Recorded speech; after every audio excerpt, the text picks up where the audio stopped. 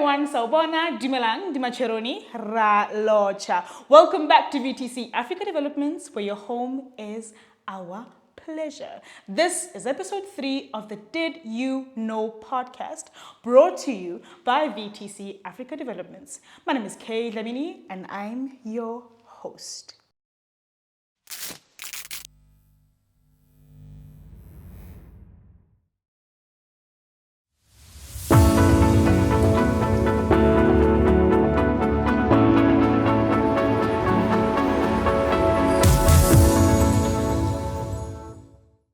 Because you're family, it is our responsibility that we listen to all that you have to say.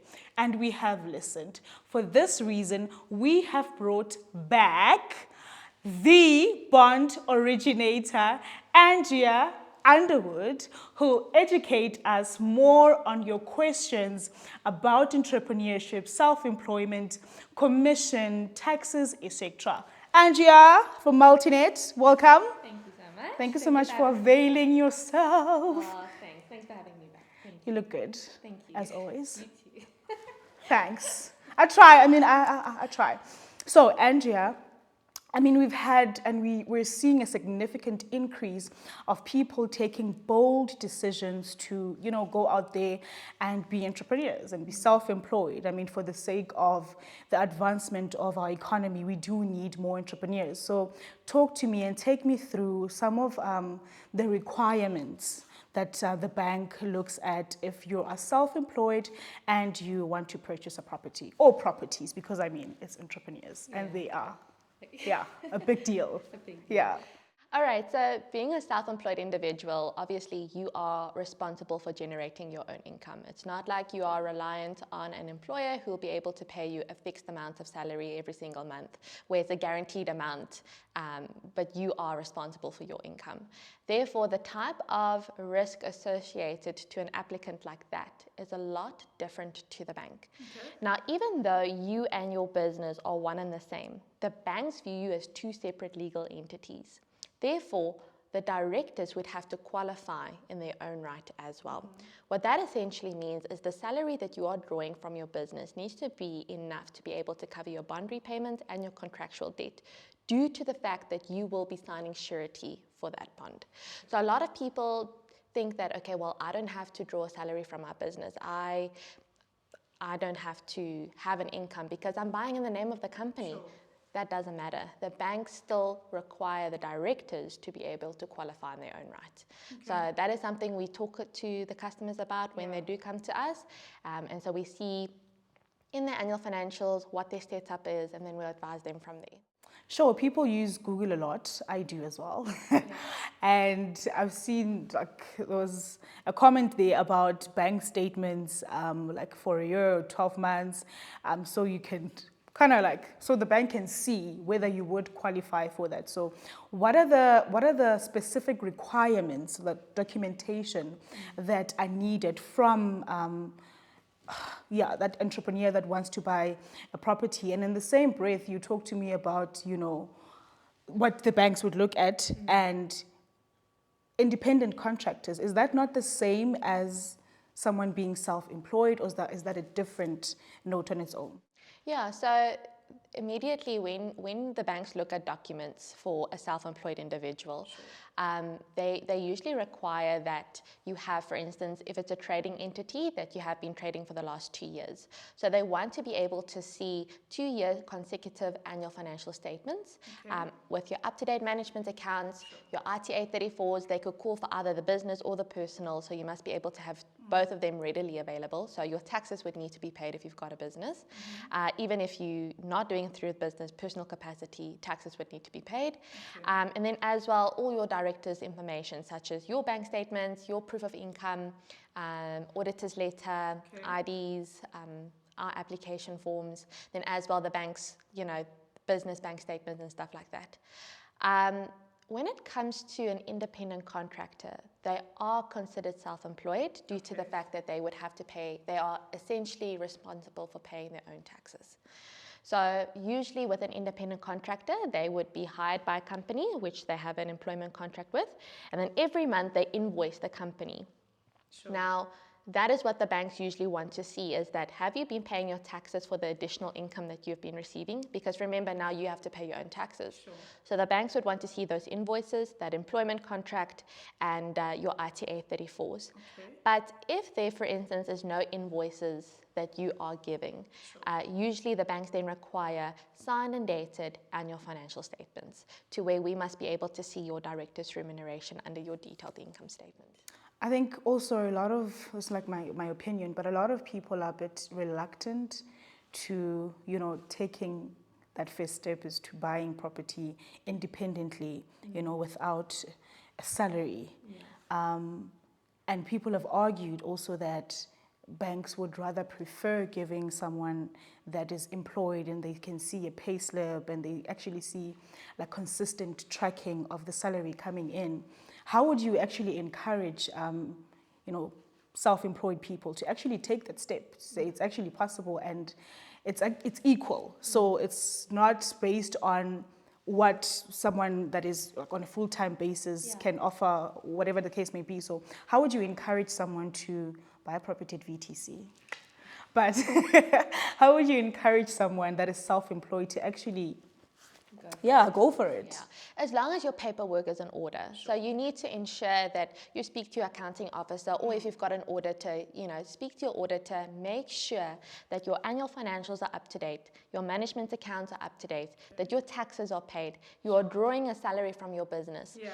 That salary I must be able to see in your bank statements. The banks must be able to verify it to your personal bank statements. Sure. So make sure that your documents are in order. If you are a self-employed individual who would like to purchase a property in VTC, and they want to know, okay, Andrea, how do I set up to be able to qualify for a bond? I would highly recommend reach out to me, and I'll be able to say to you, you need to have these following steps in order to ensure that you get a successful bond application through. You keep mentioning tax, and I know it's a big thing. I'm not going to expose myself, but I know I'm a bit also guilty of not kind of like submitting things in time. What are some of the implications for like with regards to tax and not actually doing your returns? Does it affect your track record in any form or shape? So all tax deductions should be visible on, if you're like a salaried earner, on your pay slips. And then as well, if you're a self-employed individual, the letter you receive of income from your accounting officer or your auditor should be able to specify whether the income you're receiving is gross or net. Okay. All bond applications will be subject to tax requirements. All right. The bank will always make provision for tax. So tax is very essential. It has to be paid. All income is subject to tax. Okay. And for the I'm going to go back to self-employed ones. For the self-employed, does the same apply? What are the different maybe dynamics, or what makes it different? Or is it the same? Is it under the same umbrella? You have to, at the end of the day, whether you're getting income from your employer who pays your income, or whether you're self-employed, you're generating your own income. Whether it's on salaried or self-employed, you need to be able to make provision to put money for tax away every month to ensure that you are paying your taxes. Everyone has to.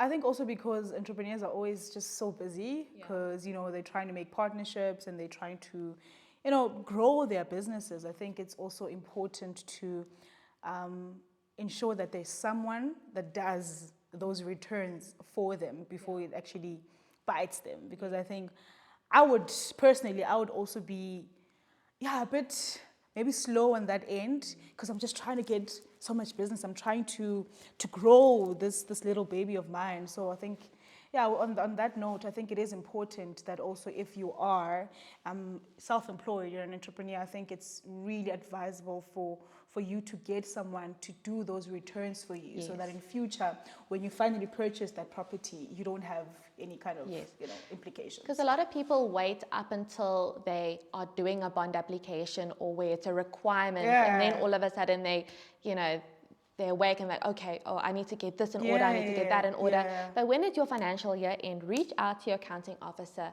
Please make sure that your financials are up to date. Make sure that your taxes are being paid, because the banks will request those things when you apply for bond finance. So you don't want a situation where you're leaving it too late, or you haven't paid it, or you haven't prepared it, and now we need to do a bond application, and now you're stuck with a situation where nothing is in order, and now you are pushing your accountant to get those things done for a bond application. And adding so much pressure on them. Adding so much So pressure. on that note, get your paperwork in order before the need for it arises. Yes, correct. So get everything on track before you actually need everything on track. Thank you for that. Thank you for that note. Let's talk about foreign nationals. I mean, I know you get a lot of questions about this, and I've also got a few. I've also been reading through some comments on our podcast on YouTube. Don't forget to subscribe. Thank you very much. But yes, I have been reading some comments, and people have been asking what the requirements are if they're foreign nationals. And I saw someone saying that, look, if you're a foreign national, you need to pay a 50% deposit, or you need to buy cash for you to qualify.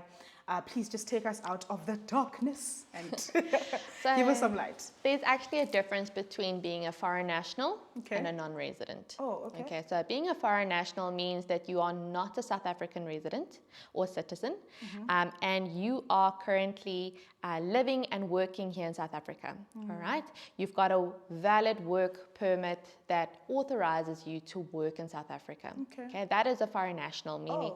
So the banks do lend. We have been able to get 100% bond approvals for foreign nationals before, but usually the banks do have a maximum loan to value that they lend to a foreign national. So usually they have to have that deposit readily available if the banks do call for it. Sorry, just to interject, is it the 50% deposit or not necessarily? Okay, no. Cool. So who is subject to a 50% deposit is the non-resident. Now, a non-resident is someone who's not a South African citizen who works and lives abroad. Okay, their income is not South African, it's not employed by a South African company. They work for a company overseas, they live overseas, and they're not a South African citizen.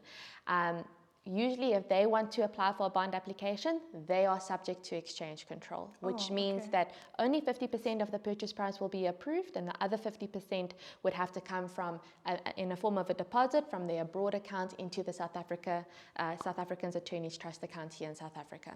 So they have to make provision for 50% deposit. So from your experience, have you ever had maybe problems with, I don't know, maybe foreign nationals having to pay that 50% deposit? Is there any other thing that they can do if they don't maybe have it, or not 50, but that deposit, if they don't have it on the table, can they ask for any kind of financial assistance, or do they really have to work on getting that deposit? The banks will lend 50%. That's unfortunate. They're going to approve that 50%. And the attorneys will then, some banks, depends on which bank you go with. For instance, like with FNB, they won't just give the instruction to the attorneys if you've accepted your quote. They first need exchange control to be approved before the instruction could be released to the attorneys. Where the other banks, instruction can go to the attorneys, and the attorneys will liaise with exchange control for the customers.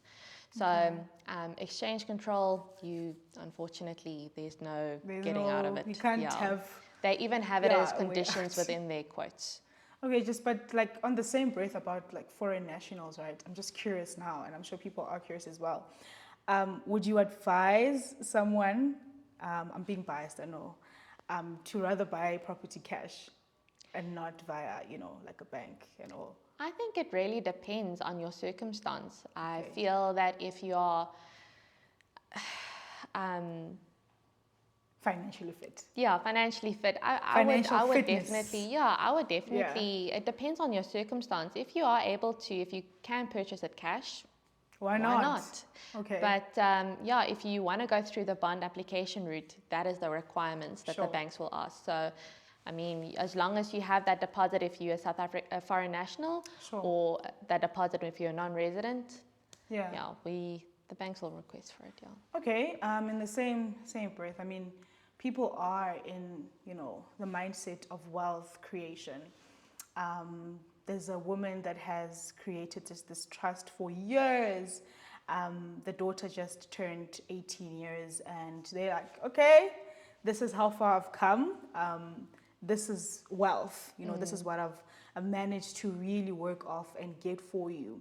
But I'd advise as your parent for you to buy property. can they actually do that in a trust? What are some of the requirements if you want to buy property in a trust? Yeah. So trust, like people know, if you've got a trust, it is there to be able to protect your assets, right? So because it doesn't form part of your personal estate. Sure. So it is there to be able to protect property for your generations after generation after generation. Sure. And it is for wealth creation.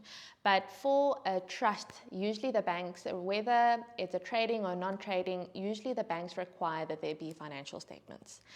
So you have to ensure that your trust, again, reach out to your accounting officer, reach out to your auditor, make sure that you've got your annual financial statements, sorted for your trust, because the banks are going to usually request for it. If there's no financial statements, just a letter from your accountant to be able to state whether it's dormant, solvent, if it's trading, non-trading, but I'll be able to advise the accountant. That's what we really like to do is if you are purchasing in a trust, juristic entity, personal capacity, anywhere where an accountant is involved, I usually say to the customers, if you want, with yourself, let's get all on a call, and I'll be able to explain to the accountant what the banks are looking for, what needs to be in place. And in that way, the three of us can work together to make sure that your bond application is met. So I am 18 years. My mom is from Portugal. My dad is from Zimbabwe. And they have this trust for me. They worked hard with the whole wealth creation. And I come to you as an 18-year-old and I say, Andrea, this is the money I have access to, a significant amount. I really want to get a car as well, but I also have an option to maybe downgrade on a car and maybe start off with a small car, but I want property, but I'm not really convinced. This is just off the topic because I'm sure there are young people that are watching and want to invest in property. And I'm asking you as a bond originator, in your extensive experience also with getting approvals and working with VTC, Andrea, why should I buy a property? So that scenario you just provided, there's so many questions that goes into it to be able to help. For instance, are you a South African resident? Okay. So you mentioned that your dad and your mom are foreign nationals, but are you a South African resident? Because that has an impact on the application. Interesting. Because if you're a South African resident, obviously you're not subject to a deposit to be required. It depends on you're a South African citizen. So as well, that being 18, do you work? Are you purchasing in the name of a trust? Are you self-employed? There's so many questions in that scenario that makes each situation unique to apply for a bond. So now maybe I can ask you is she a South African resident? What is she applying in? Her personal capacity, trust, business, what is she applying in? And so each situation is very unique in terms of what the banks will So it's not as simple as we make it sound or make it to be, pause on that. I think I'll call you back. To come and advise us, to come and advise young people, because I have seen a lot, and I'm actually inspired. I'm seeing young people, buying properties and investing in all these properties, and I love Altura because it's fairly newly developed, and the aesthetics are just beautiful, right?